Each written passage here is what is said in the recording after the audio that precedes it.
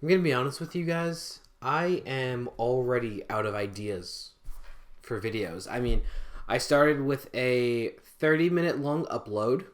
Good start. That's how all good YouTube channels start. A 30-minute long upload.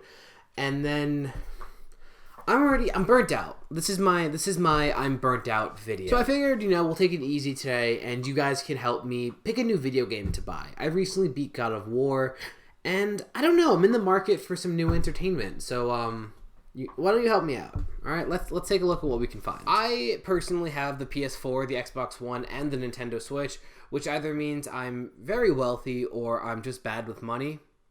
And I'm wearing the same hoodie as I did last week, so you tell me. But I'm really looking for a digital game. I'm not a huge physical gamer, it's not for me. I want a digital game that doesn't break the bank. So let's check out PlayStation first, okay? God of War, $20 for God of War. Played through it. Fantastic game, absolutely worth more than $20. Injustice 2 for $20. I played through that game too, absolutely worth way more than $20. So again, I'm feeling really good about today. Persona 5 is $20. Now, Persona 5, I don't know about you, it's one of my favorite games ever. It takes 100 hours just to beat the campaign. So if that is $20, I think things are looking good here. All right, so I think I get an idea of PlayStation. A lot of good stuff for $20. That's amazing. First party games. I'm happy with that. Let's check out Xbox. Hold the phone. Xbox Game Pass Ultimate.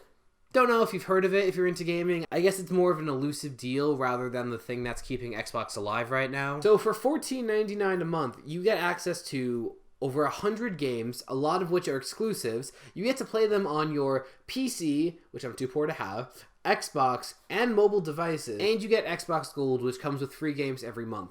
Hey, kitty. Okay.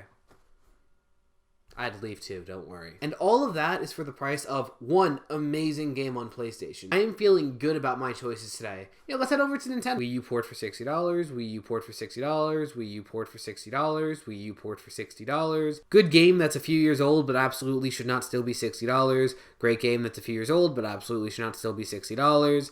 Game that never should have been $60 in the first place. Shovelware, shovelware, shovelware, shovelware, shovelware, shovelware. Shovelware, shovelware, shovelware. Game that never goes on sale. Game that never goes on sale that doesn't have a demo, so if you've never played, you can't actually try it out. I don't know about you, but I could never support a company that has such blatant anti-consumer practices and...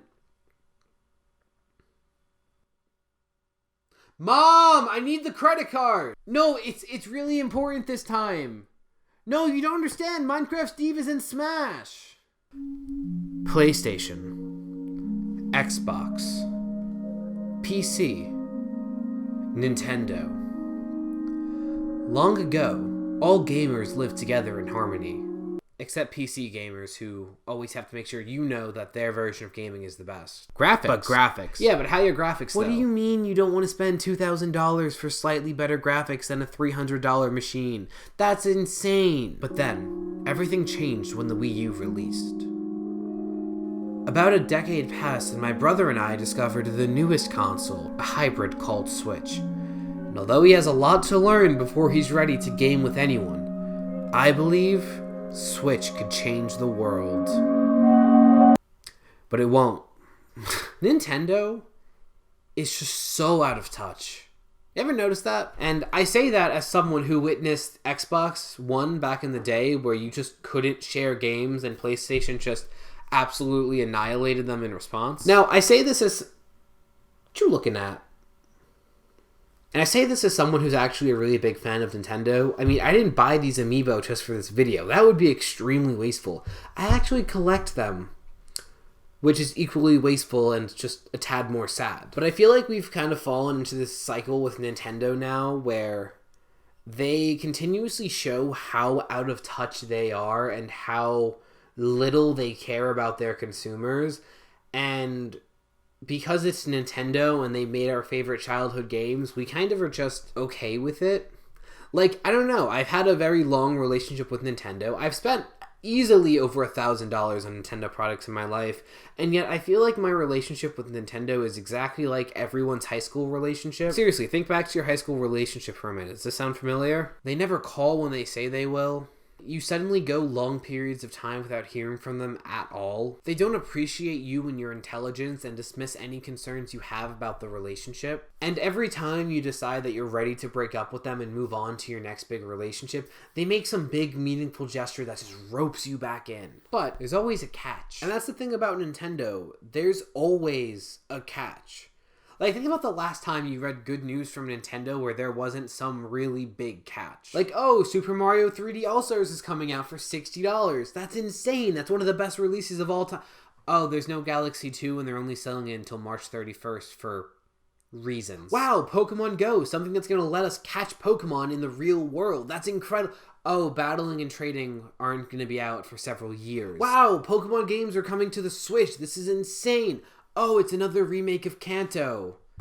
And then the next one cuts out like half the Pokemon. Cool. They're remaking the first Pokemon Mystery Dungeon game and bringing it to the Switch.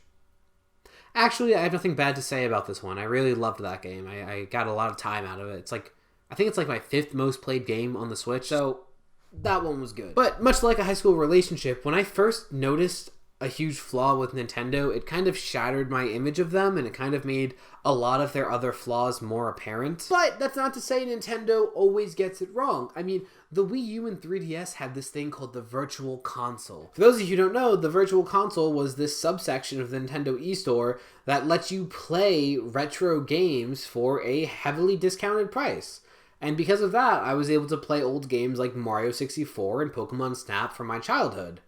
And that was incredible. And so now that we're on the Nintendo Switch, it's a handheld and a home console. I mean, the Virtual Console was perfect for that. You had the handheld scene on the DS, you had the home console scene in the Wii U, so when you put it together, you know what that spells out? Get rid of the Virtual Console completely and replace it with the NES and SNES library apps, which... What? Now, don't get me wrong. If you're a gamer who grew up on the NES and SNES, great. You have some awesome games that you can relive from your childhood. But what if you're a little too young for that? I mean, I'm in my early 20s. I didn't play the NES. I barely played the SNES. That's not nostalgic. I mean, a lot of the games on there, if you aren't specifically nostalgic for, it's not really worth playing. So what about Nintendo 64, GameCube, Wii games? I mean, surely that's gonna... No, it just doesn't come back at all. And, you know, silly Pokemon fans are still waiting to hear about Let's Go Johto, Sinnoh remakes, Explorers of Sky remakes. I mean, what idiots. But a real gamer like myself, I know that the next F-Zero, Metroid are gonna be announced at the next Direct. I know it. I know Nintendo won't let me down for... the 20th year in a row. Well, okay, you know what? They announced Mario 35. It looks awesome. It's like Tetris 99, but it's Mario. I mean, I've played a few rounds. It's so much fun. I actually have a chance to win a Battle Royale, and it's gone in a few months also. They announced a new Mario Kart Home Circuit. I mean, it's going to be one of the most mind-blowing things in gaming. I mean, Mario Kart in your house. But it costs $200 if you want to play with a friend, and there's no bundle that features both carts. And of course, the ultimate failure of this generation, the Joycons. When I first saw the Nintendo Switch commercials, the Joycons blew my freaking mind. So, what's the catch? Well, don't worry, this time, there's two. The Joy-Cons have a known drifting issue. That's right. So, you know how the most important thing with a control stick is that it moves in the right direction? Like, if you push forward, it goes forward? Yeah, the Nintendo Joy-Cons drift after a few months of use. So, you can press forward, and it thinks you're pressing forward left or something. Oh, but don't worry, the Joy-Cons only cost $80. $80. Let me say that again for those in the back. $80. You can pay $80 for controllers that are going to break. So what you're probably thinking is, okay, buy them secondhand, buy them used. Except if you buy Joy-Con secondhand or used, you know they're going to drift. You know they're not going to work. But, you know, it's not like Nintendo would attach the Joy-Cons to a console despite them still being an unfinished product and sell it so that if the Joy-Con stopped working, the entire console was kind of rendered obsolete. Right? It's a good thing they'd never do that.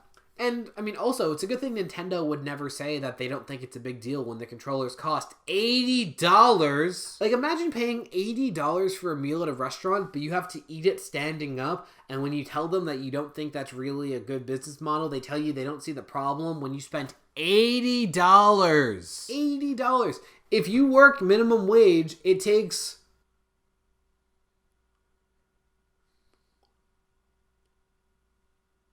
takes 6 hours to make that much money. Where I live, minimum wage would take you 6 hours. That's a full shift to buy one set of broken Joycons. And if you live somewhere where the minimum wage is lower, you're talking over 10 hours for something that's broken. But, you know, Nintendo's a multi-billion-dollar company, so they don't just buy another pair of $80 Joy-Cons with our $60 Wii U port. And you know what? On the way, we'll just give you the finger, and we'll do that too. I think my favorite part of all of these issues that Nintendo has is the people who defend Nintendo. You ever notice that? Like, there are some people who legitimately think that Nintendo is this perfect company because they had good childhood memories playing GoldenEye, therefore they can do no wrong. Like, some people legitimately take the whole high school relationship with Nintendo thing to the abusive area. Like, remember in 2019 when people were actually having their criticisms of the Pokemon series heard, and a bunch of people felt bad for Game Freak and made hashtag thank you Game Freak trend, thus undermining everything that people were trying to say was wrong with the game. When The Last of Us 2 released, a lot of people's criticisms of the game were legitimately grounded in misogyny, transphobia, homophobia, anti-Semitism. There was genuine prejudice in how people responded to The Last of Us Part 2. And then people just decided that everyone who had an issue with Pokemon Sword and Shield was in that same camp of people. Remember that? Like, I was on Reddit when Pokemon became an anti-Pokemon sub for like a month, and most of the posts that got voted to the top were actually well thought out critical posts that were pointing out the issues with the series. And then you had the IGN reviewer who gave Pokemon Sword and Shield a 9.3 out of 10, said it was the best in the series, and pretty much dismissed any criticisms that the game received. And yet, even with all of this, people feel this weird, like, dedication or loyalty to Nintendo, where pretty much every decision they have made this generation just shows that they really don't care about being the best gaming company. Like, they know that they have Mario, Zelda, Pokemon, Donkey Kong, Smash, so they know they can just spit in the face of their consumers and they'll say thank you and open their mouth for the next one. It's gross. It's gross. But hey, don't worry. Your relationship with Nintendo is going to turn around any day now. I mean, you can change him. You know that they love you deep down, and this is the last time they're going to hurt you like this. You know that you can change them for the better. I mean, all I know is I just can't wait for the next generation from Nintendo where they finally figure out how to do a neural interface with gaming, and the only catch is once you die in the game, you die in real life. I mean, that's the innovation we can expect from Nintendo. But yeah, that's it. Feel free to check out the other things on this channel. Sketches, commentary, I don't know. There'll be cards after this. Alright, well, bye.